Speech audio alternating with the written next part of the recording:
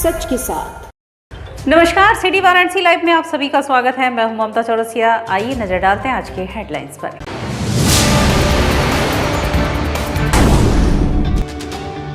पूरी अकीदत के साथ नगर में मनाया गया कुर्बानी का पर्व ईद उल अजहा।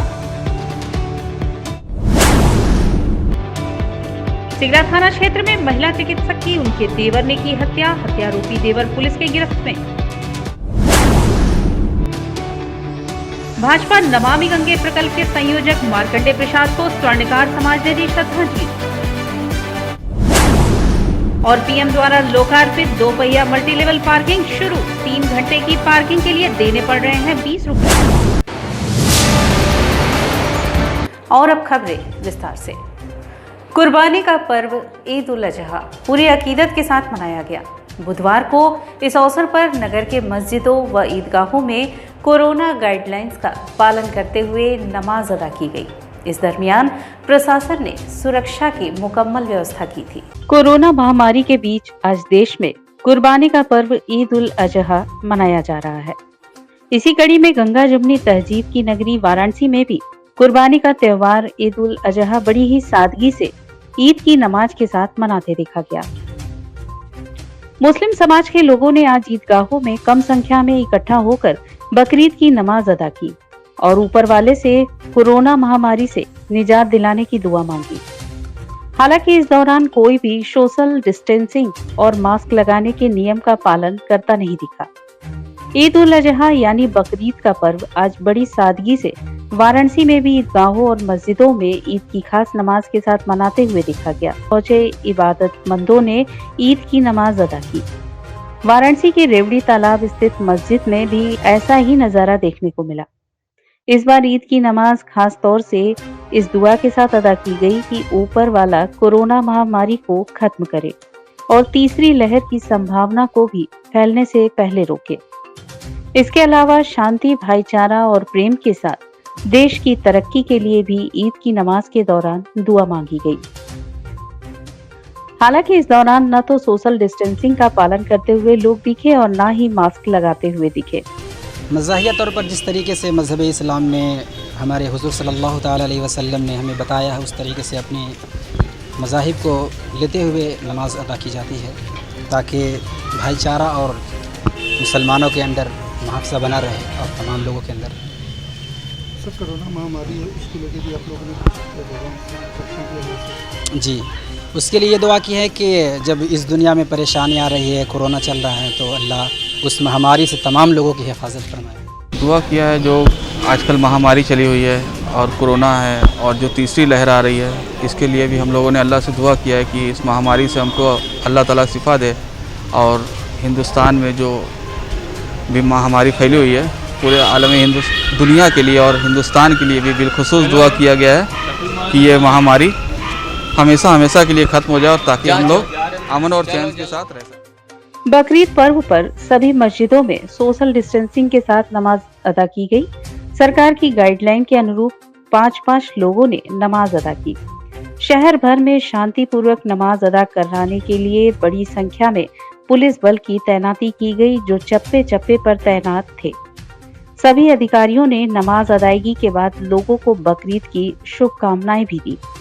इस दौरान सामाजिक संगठन के कार्यकर्ताओं ने भी प्रशासन का सहयोग किया। काशी विद्यापीठ बड़ी ईदगाह पर भी लोगों ने बड़ी अकीदत के साथ ईद उल अजहा की नमाज अदा की।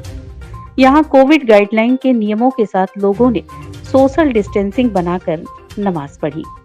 ईद उल अजहा यानी कुर्बानी की ईद होती है। हम यहाँ पर नमाज़ पढ़ते हैं। नमाज के बाद मुसलमान गले मिलते हैं और गले मिलने के बाद अपने अपने घरों को रवाना होते हैं और कुर्बानी जो हमारे इब्राहीम अलैहिस्सलाम हैं, इनकी सुन्नत है, इसी कुर्बानी को अदा करते हैं। किस तरह दुआएं की गई हैं?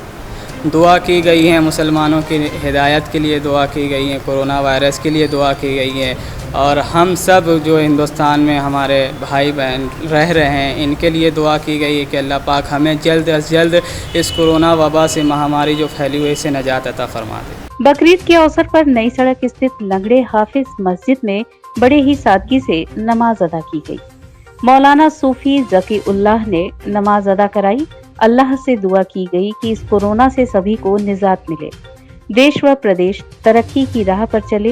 ईद उल अज़हा का दिन है। सारे मुसलमान नहायत खुशी और मसरत के साथ, चाहे कैसा ही माहौल हो गम का, उनको अपनी खुशी में कमी न करनी चाहिए और पूरे तौर पर खुशी के साथ ईद मनाएं और क़ुरबानी करें।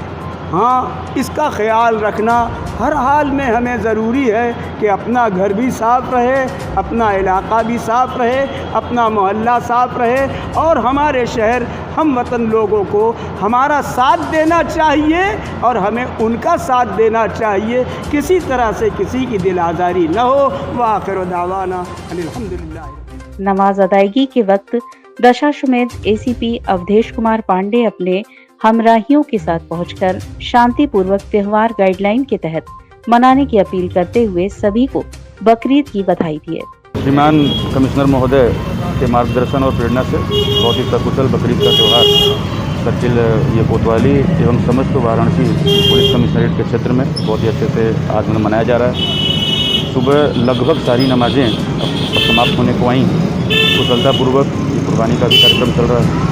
समस्त विभागों के साथ ये पुलिस कमिश्नरेट वाराणसी का एक बहुत ही अच्छा समन्वय भी देखने को मिला। ये पहला त्यौहार था, ये मतलब पहला बड़ा त्यौहार था हमारे लिए और मैं आपके माध्यम से सभी को शुभकामनाएं देता हूँ, बधाई देता हूँ और लोगों से अपील करूँगा कि वो मतलब कोविड प्रोटोकॉल का आगे भी पालन करते हुए। नगर में बकरीद का त्यौहार बड़े ही हर्षोल्लास के साथ संपन्न हुआ। नमाज अदायगी के बाद लोग घरों में पहुँच के बकरीद की बधाई दिए। छोटे बड़े सभी ने सेवैयां खाकर गले मिलकर एक दूसरे को बकरीद की बधाई दी। अपने मस्जिद में हम लोगों ने नमाज की अदायगी की और नमाज की अदायगी करने के बाद जब घर पे आए तो हम लोगों ने हज़रत इब्राहीम अलैहिस्सलाम की सुन्नत की अदायगी करके कुर्बानी की और अल्लाह की राह में बकरा कुर्बान किया। सिटी वाराणसी लाइव में वक्त उछला है एक छोटे से ब्रेक का। मिलते हैं ब्रेक के बाद। वाराणसी लाइव, सच के साथ। गंगा की लहरों से गलियों के छोर तक, जनता के जोर से बाजारों के शोर तक, सर्किट हाउस और पुलिस कमिश्नरेट तक हम करेंगे सबकी बात।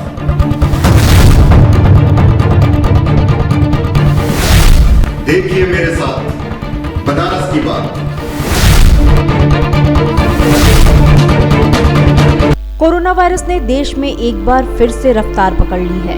ऐसे में जरूरी है कि सभी लोग पूरी एहतियात बरतें। घर से बाहर निकलते समय मास्क का सदैव प्रयोग करें। समय समय पर हाथों को सैनिटाइजर से सैनिटाइज करें। ज्यादा भीड़ भाड़ वाली जगहों में जाने से बचें। 2 गज की दूरी का पालन करें। स्वस्थ रहें, सुरक्षित रहें। जनहित में जारी वाराणसी लाइव।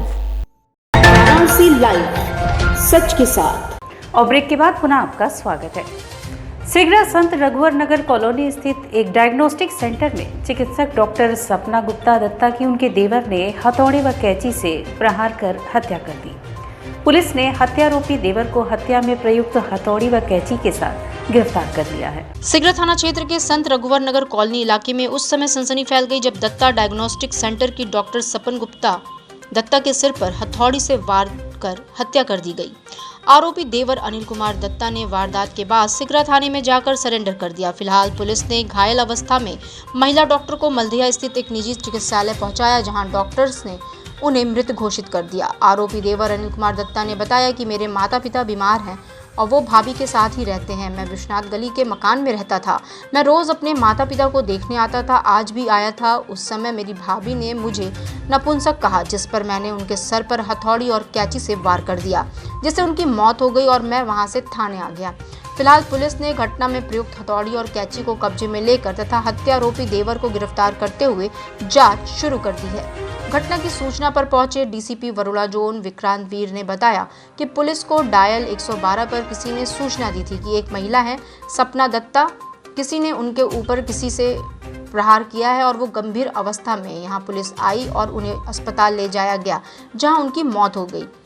महिला के देवर अनिल दत्ता को मौके से कस्टडी में लिया है और उन्होंने अपना जुर्म का इकबाल किया है। फिलहाल उनसे पूछताछ चल रही है। वहीं डॉक्टर दत्ता द्वारा 2 दिन पहले की गई एफआईआर पर उन्होंने कहा कि सभी पहलुओं पर जांच की जा रही है। जब मैं सेंटर जा रहा था तो मेरी भाभी जी ने आज पहले की तरह मुझे आज भी कहा कि नपुंसक जा रहा है और जो उसके हंसने की, जिस पे मुझे गुस्सा आ गया हथौड़ी पड़ी थी, मैंने उनको हथौड़ी मार दी और कैंची पड़ी थी और कैंची मैंने उनको मार दी। तो क्यों तुमको क्या कही है वो? नपुंसक कहती थी आए दिन की, इसका बड़ा भाई भी नपुंसक था, ये भी नपुंसक है। कौन कहता था? मेरी भाभी डॉक्टर सपना दत्ता। तो तुम इसी बात को मारती है फिर? जी सर, जी सर, बिल्कुल इसी बात पे पूरी जिम्मेदारी मेरी, मैं किसी कहने पे नहीं किया है। किस चीज से मारे हो? हथौड़ी से सर और कैंची से सर। प्रथम दृष्टया ये पता चला है कि इनका आपसी पारिवारिक विवाद है। तो इस केस में इनके जो देवर हैं अनिल दत्ता, उनको कस्टडी में लिया गया है। वो प्राइमा फेसी अपना जुर्म का इकबाल कर रहे हैं कि उन्होंने इनके सिर पर हथौड़े से वार किया है और दुर्भाग्यपूर्ण ढंग से जो महिला हैं उनकी मृत्यु हो गई है। और आगे हम जो हमारी हिरासत में जो अनिल दत्ता हैं उनसे पूछताछ कर रहे हैं। एफएसएल की टीम मौके पर आ रही है। हम अन्य साक्ष्यों का भी संकलन कर रहे हैं। सीसीटीवी फुटेज को देखा जा रहा है और इसका विधिक निस्तारण कर दिया जाएगा। उत्तर प्रदेश स्वर्णकार संघ के प्रभारी रहे मार्कंडेय प्रसाद वर्मा की स्मृति में आज भैरव स्थित अग्रवाल भवन में श्रद्धांजलि सभा का आयोजन किया गया। उत्तर प्रदेश स्वर्णकार संघ के प्रभारी रहे एवं नमामि गंगे प्रकल्प भारतीय जनता पार्टी काशी क्षेत्र के संयोजक व वरिष्ठ भाजपा नेता प्रमुख समाज सेवी स्वर्गीय मार्कंडेय प्रसाद वर्मा का श्रद्धांजलि सभा का आयोजन उत्तर प्रदेश स्वर्णकार संघ के आज भैरव स्थित अग्रवाल भवन में किया गया। श्रद्धांजलि सभा में शहर के प्रमुख सर्राफा व्यापारी बंधु व समाजसेवी भाजपा नेताओं ने स्वर्गीय मार्कंडेय वर्मा के चित्र पर पुष्प चढ़ाकर श्रद्धांजलि अर्पित करते हुए स्वर्गीय मार्कंडेय वर्मा जी को व्यापारी एवं समाज का हितैषी बताया। इस अवसर पर वक्ताओं ने कहा कि स्वर्गीय वर्मा बहुत ही मृदुभाषी, मिलनसार, व्यापारी, हितैषी व कर्मठ इंसान थे और हमेशा वैश्य समाज में एकता तथा गरीब असहाय व्यक्तियों की मदद के लिए सभी लोगों को प्रेरित करते थे। तो मार्कंडेय भैया के लिए यही कहना चाहेंगे कि उन्होंने जो आदर्श दिया है, जो उन्होंने हम लोगों के लिए बार बार कहते थे कि वैश्य समुदाय एकता बना लीजिए और सदैव देश हित में काम कीजिए। हम लोग सदैव उसका अनुसरण करते रहेंगे, उस पर पहल करते रहेंगे। उनका ये बहुत हार्दिक इच्छा था कि समाज के आखिरी व्यक्ति के घर तक जाइए और उसको सरकारी योजनाओं का लाभ दीजिए। वो कहते थे कि अगर आप अपने पॉकेट से नहीं दे सकते हैं तो आप सरकारी योजनाओं का लाभ दीजिए और अगर आपका संगठन मजबूत है तो आप आर्थिक रूप से भी सहयोग कीजिए और किसी को ऐसा आर्थिक रूप से सहयोग कीजिए कि फिर उसे आर्थिक सहयोग लेने की जरूरत न हो। उसको ऐसा कोई कारोबार, व्यापार ऐसी जगह लगाइए जहाँ उसका परिवार निरंतर आगे बढ़े। हम उसका अनुसरण करेंगे। सभा की अध्यक्षता उत्तर प्रदेश स्वर्णकार संघ के अध्यक्ष सत्यनारायण सेठ ने तथा संचालन मीडिया प्रभारी घनश्याम सेठ ने किया। श्रद्धांजलि सभा में मुख्य रूप से सतनाम सिंह सेठ, रवि सर्रा, राकेश वर्मा, अरुण अग्रवाल, संजू अग्रवाल, अरुण उपाध्याय, पवन मिश्रा, अमित सोनी, रघुनाथ सोनी, मोहित सोनी, निरंजन सेठ, मोहसिन खान उपस्थित रहे। पीएम मोदी द्वारा लोकार्पित गदौलिया के मल्टी लेवल पार्किंग में 2 पहिया वाहनों की पार्किंग शुरू हो चुकी है। अभी वाहनों की संख्या सीमित होने के चलते इसके प्रथम तल पर ही वाहनों की पार्किंग हो रही है। प्रधानमंत्री नरेंद्र मोदी द्वारा लोकार्पित गदौलिया के मल्टी लेवल पार्किंग में वाहनों की पार्किंग शुरू हो गई। इस मल्टी लेवल पार्किंग के कर्मचारी सुजीत सिंह के अनुसार 3 घंटे के लिए पार्किंग शुल्क 20 रुपए निर्धारित किया गया है। 2 पहिया वाहन चालकों को 3 घंटे बाद 10 रुपए प्रति घंटे के हिसाब से शुल्क देना होगा। टोकन खो जाने पर 20 रुपए अतिरिक्त चार्ज देना होगा। इसमें 375 वाहन खड़े होंगे। 20 रुपए में 3 घंटे है और 10 रुपए घंटे के हिसाब से एक्स्ट्रा है। क्या गाड़ी रखने जो आ रहा है संतुष्ट है या नहीं संतुष्ट? बहुत खुशी की बात है, लोग बहुत खुश हैं, देख रहे हैं, नई चीज़ है बनारस के लिए। तो कौन से जो है यहाँ पे गाड़ी जो है जमा हो रही है, जो भैया वाहन क्या होगा? अभी तो केवल 2 व्हीलर पार्किंग है यहाँ पे, केवल 2 व्हीलर पार्किंग के लिए बनाया गया है इसको। यहाँ घाट पे घूमने के लिए जो भी लोग आते हैं उनको पार्किंग की दिक्कत होती है, इसलिए इसको बनाया गया है। सबसे अच्छी बात इसकी ये है कि यहाँ पे पार्किंग की जो भी सुविधा है बहुत अलग तरीके की है, नई तरीके की है। लिफ्ट से गाड़ियाँ आपकी ऊपर जाएंगी और फायर सिस्टम जो है आपका कि कहीं पे भी आग वगैरह लगने से ऑटोमेटिक सिस्टम है, जिसमें कि हर जगह पानी के पूरे कनेक्शन दिए हुए हैं, अलग से पानी निकलेगा और कैमरे हर जगह लगे हुए हैं, हाई रिज्यूम कैमरे हर जगह पे लगे हुए हैं। एक दिन में कितनी गाड़ियाँ आ जा रही हैं? अभी देखिए 500 गाड़ियों की क्षमता है इसकी और फ़िलहाल के लिए 1 महीने के ट्रायल लिया जा रहा है कि क्या क्या कमियाँ हैं। बता दें कि यह वाराणसी का पहला मल्टी लेवल पार्किंग है। इस पार्किंग से शहरी क्षेत्र में यातायात की समस्या का निदान होगा। सड़क पर वाहनों को रखने की समस्या से भी लोगों को निजात मिल गया है। इससे शहर के सबसे व्यस्त क्षेत्र गदौलिया, दशाश्वमेध समेत आसपास का इलाका जाम से मुक्त हो जाएगा। गदौलिया बाजार काशी के धार्मिक स्थलों तक जाने के मुख्य मार्गों में से एक है। इस इलाके में यातायात का भार ज्यादा होता है। इस क्षेत्र में पार्किंग स्थल नहीं होने से लोग अपने वाहन सड़क पर खड़ा कर दिया करते थे। जाम से निजात दिलाने के लिए गदौलिया के तांगा स्टैंड की जगह इस मल्टी लेवल पार्किंग का निर्माण पूरा किया गया है। ग्राउंड प्लस 4 मंजिला सेमी ऑटोमेटिक पार्किंग है। इसका निर्माण अप्रैल 2011 में शुरू हुआ था। और इसी के साथ सिटी वाराणसी लाइव का यह प्रसारण यहीं समाप्त होता है। ममता चौरसिया को दे इजाजत। नमस्कार।